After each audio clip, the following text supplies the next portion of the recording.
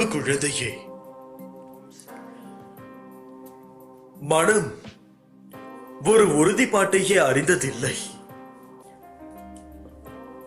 நிலையற்ற புத்தியுள்ள ஒரு மனிதன் இருந்தான்.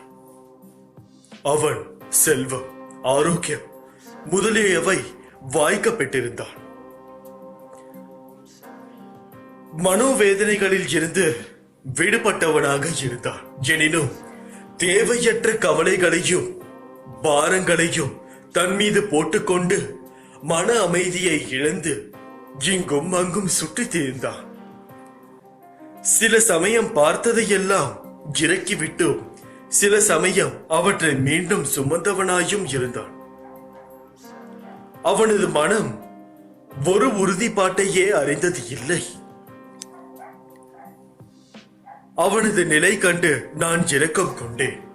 அவனிடம், இப்போது நீ விரும்பும் ஏதாவது ஒரு இடத்தின், அதாவது குறிக்கோள் மீது உனது நம்பிக்கையை தயவு செய்து வைப்பாயாக.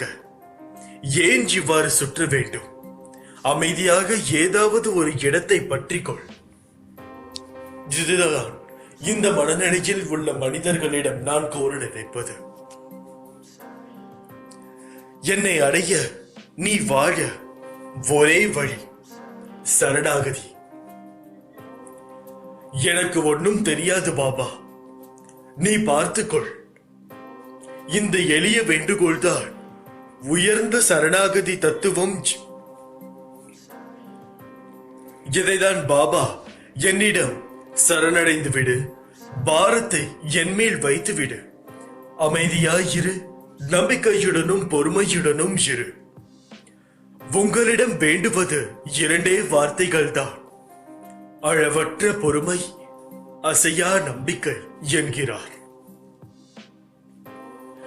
இதை சுவாமி நல்வாழ்வர், அதாவது நம்மாழ்வர் திருவாய் மொழியில் கீழ்கண்டதவாறு கூறுகிறார். தாழடைந்தாருக்கு எல்லாம் மரணமானால் வைகுந்தம் கொடுக்கும் பிரான் என திருக்கண்ணபுரம் சௌரிராஜ பெருமானை பார்த்து சொல்கிறார். தாழடைத்தாள் என்பது சரணாகதி அடைதல். பாபாவின் பாதத்தை நாம் கெட்டியாக பிடித்துக் கொள்ள வேண்டும். தாத்யா பாட்டில் மகள் சபாதி, சியாமா, ஹேமத் பந்த், தாஸ்கனு மகராஜ் ஆகிய பாபாவின் அடியவர்கள் பாபாவே கதி என்று சரணடைந்தார்கள். சரணடைந்தாலே எதிலும் ஆசை இருக்காது. பற்றற்ற வாழ்க்கை வாழ வழி பிறக்கும். என்னால் எதுவும் ஆகாது, எல்லாம் இறைவன் செயல் என்ற எண்ணம் வந்துவிடும். இந்த உலகத்தில் மனிதனாக பிறந்து வெறும் ஆடம்பர வாழ்க்கையை வாழவும், மனைவி மக்கள் என்ற பாச பிணைப்போடு வாழவும், மனம் போன போக்கிலே வாழவும் அல்ல. இந்த பிறவியின் நோக்கமே மீண்டும் பிறவாமைக்காகவும் சேவை மூலம் பிறருக்கு உதவுவதும் தான். சரணாகதியின் மூலம் மீண்டு இறைவனை அடைய வேண்டும். அதுதான் இந்த பிறவியின் உயர்ந்த லட்சியமாக இருக்க வேண்டும். இதுதான் நம் மண்ணில் யுகந்தோறும் அவதாரம் செய்யும் அவதார புருஷர்கள், சித்தர்கள், மகான்கள், ஞானிகள் ஆகியோர் நமக்கு கற்றுத்தந்த பாடம். நீங்கள் ஜபம், தியானம், பூஜை என்று எந்த செயலையும் செய்ய வேண்டாம். கலியுகத்தில் பகவானின் நாமத்தை சொன்னாலே உங்கள் பாவங்கள் தொலைந்து நற்கதி அடைய பாபா வழிகாட்டுவார். பிறருக்கு தீங்கு செய்யாமல் எல்லோரிடமும் அன்பு காட்டினாள் உங்களை ஓய்விக்க பகவான் பாபா ஓடோடி வருவார். அன்பே சிவம். அன்பிலே உங்கள் வாழ்க்கையை தொடங்குங்கள். எல்லோரிடமும் அன்பாக பேசுங்கள், அன்பாக பழகுங்கள். இதை நம் வாழ்வில் கடைபிடித்தாலே பாபா நம்மை அவருடைய நல்லாட்சியில் மேன்மை அடைய செய்து விடுவார். ஆன்மீகம் என்பது மிகப்பெரிய சமுத்திரம். அதில் சரணாகதி தத்துவம் என்பது ஆழ்கடலில் நடுவில் சலனமற்ற அலைகளற்ற அமைதியான சமுத்திரத்திற்கு ஈடானது. சரணடைந்தால் மனம் அமைதி பெற்றுவிடும். எனவே பாபாவின் பாதங்களை சரண் புகுவோம். பாபாவின் நாமத்தை உச்சரிப்போம். பாபாவே கதி என்று அவர் தம் தாழடைவோம். இவ்வாறு செய்தால் நான் அவருடைய அனுகிரகம் முழுவதுமாக பெற்றுக்கொள்ள முடியும். எனது கதைகளை வாசிப்பவர்கள் மகிழ்ச்சியும் நிரந்தர திருப்தியும் கொண்ட பாதையில் செல்வார்கள் என்பதை மனதில் வைத்துக் கொள்ளுங்கள். என்னவென்றால் எனது கதைகளும் உபதேசங்களும் ஒவ்வொரு வீட்டிலும் இருந்து படிப்பவர்களின் மனதிற்கு ஆறுதலை தந்து அவர்கள் வாழ்வில் நிம்மதியையும் ஆனந்தத்தையும் அளிக்கட்டும். அச்சமோ வலியோ உங்களை பிடிக்கும் போது எனது புத்தகத்தை உங்கள் நெஞ்சுக்கு நெருக்கமாக வைத்து என் பெயரை உச்சாரணம் செய்யுங்கள். உங்களது வேதனைகள் அனைத்தும் மறைந்து மகிழ்ச்சியும் அமைதியும் உங்களை சூழ்ந்து கொள்ளும்.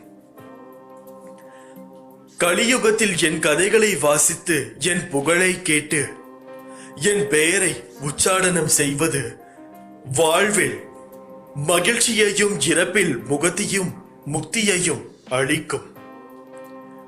ஏனெனில் எனது கதைகளை வாசிப்பதென்பது என்னுடனேயே இருப்பதற்கு சமம். இக்கதைகள் உங்களை தூய்மைப்படுத்தி உங்கள் கணத்தை மேம்படுத்தும். நோயின் பிடியில் இருந்தும் மரணத்தில் இருந்தும் கூட எனது அன்பு உங்களை காப்பாற்றும். எனது கதைகளை தினந்தோறும் ஒவ்வொரு அத்தியாயமாக வாசியுங்கள். ஒவ்வொரு பாடத்தையும் உங்கள் மனதில் பதிய வைத்துக் கொண்டு நேர்மையும் சிறப்பும் தானமும் கொண்ட வாழ்வை வாழுங்கள்.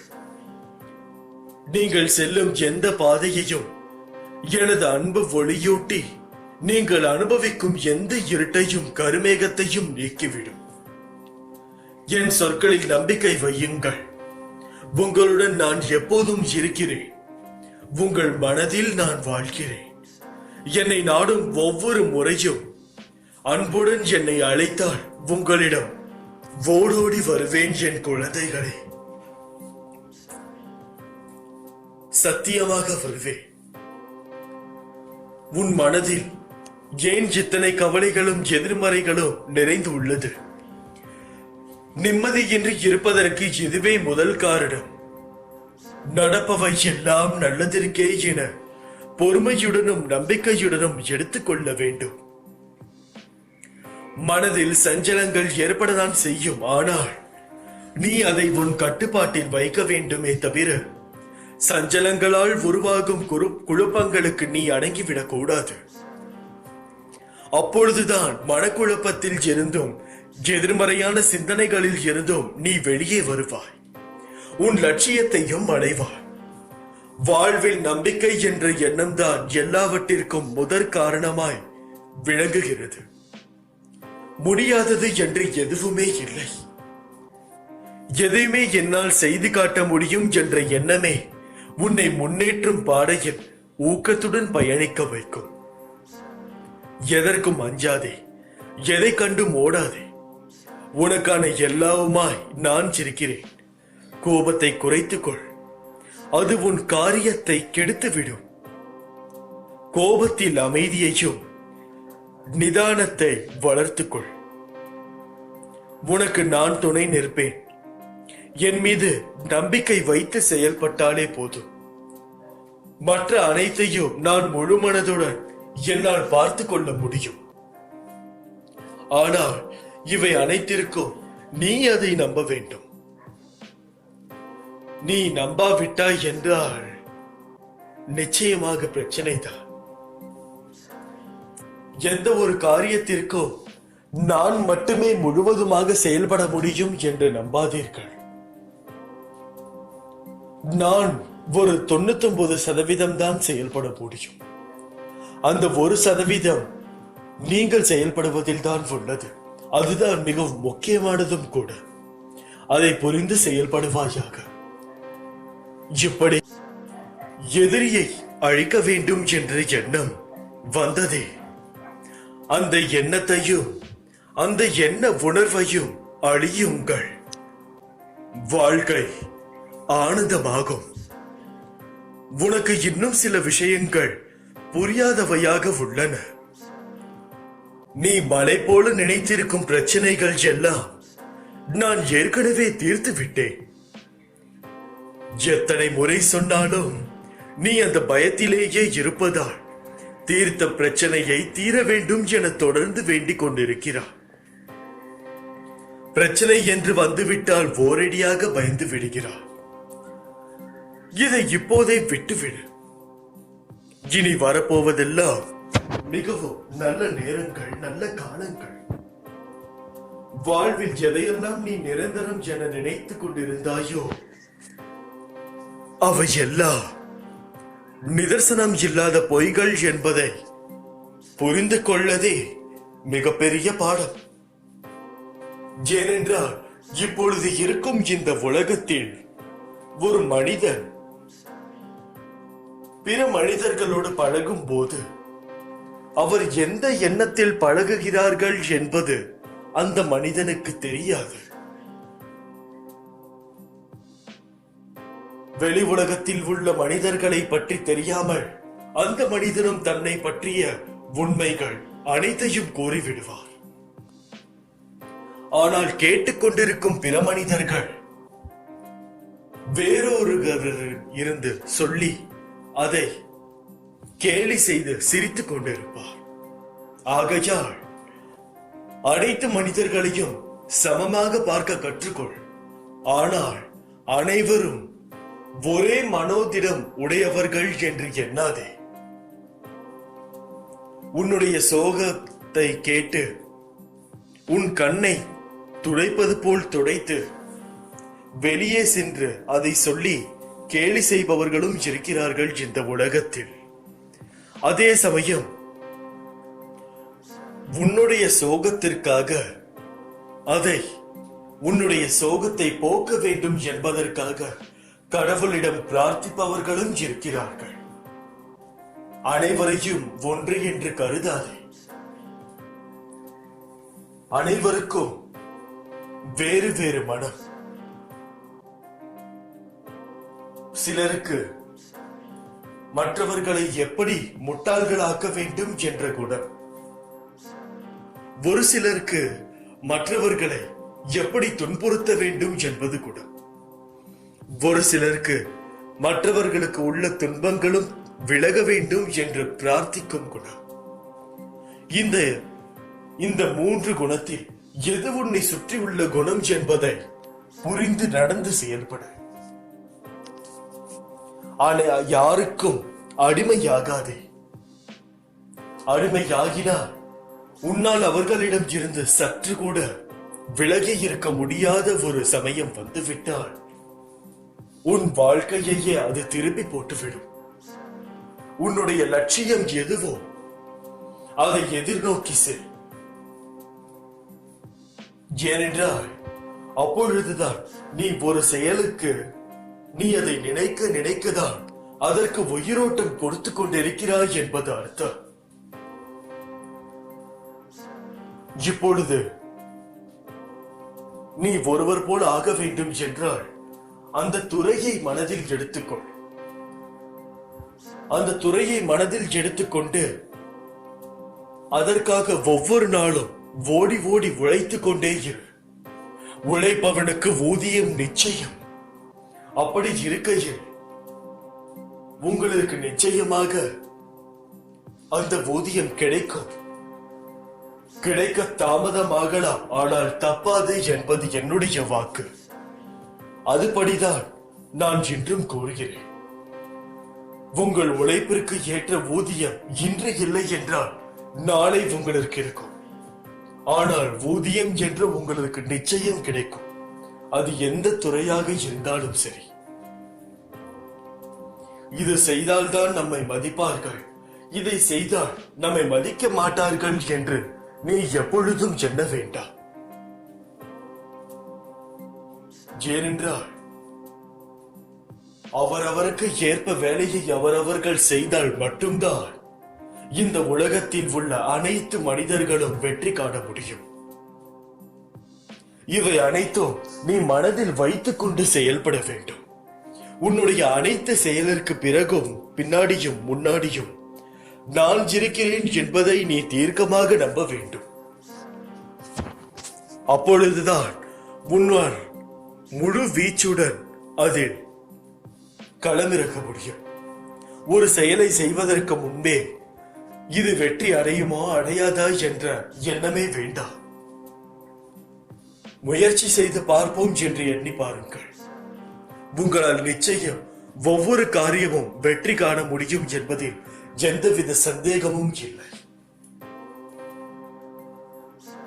தோல்வி என்று வந்தால் அது ஒரு பாடம், வெற்றி என்று வந்தால் அது ஒரு இடம். அவ்வளவுதானே தவிர இதில் அடித்தளமாக இருப்பது முயற்சி மட்டுமே. அந்த முயற்சியை நாம் ஒவ்வொரு நிமிடமும் ஒவ்வொரு நொடியும் போட்டுக்கொண்டே இருக்க வேண்டும். பொறுக்க முடியாத அவதியும் அதையொட்டி உன் மனதில் எழுகின்ற கோணல் சிந்தனைகளையும் உயிரை மாய்த்து கொள்ள நினைக்கும் எண்ணமும் என்னை மன வருத்தமடைய செய்கின்றன. உனது துக்க குப்பைகளை மூட்டை கட்டி தூர போட்டுவிடு. எனது பாதங்களை நீ எப்பொழுதும் பிடித்துக்கொள். நான் அனைவருக்கும் கருணைமயான அன்னை என்பதையும் ஒரே ஒரு முறை கூவி அழைத்தாலும் ஓடி வந்து அனைத்து உச்சி முகரும் தாய் என்பதையும் மறந்து விடாதே. உனக்கு என்ன தேவை என்பதை நான் முற்றிலும் நினைவில் வைத்திருக்கிறேன். உன்னை துன்பச் சேற்றில் மூழ்கிவிட ஒரு காலம் சம்மதிக்க மாட்டேன். உனது துக்கம் நிச்சயமாகவே மகிழ்ச்சியாக மாறும். உனது வாழ்க்கை சீர்படும் காலம் விரைவில் வரும்.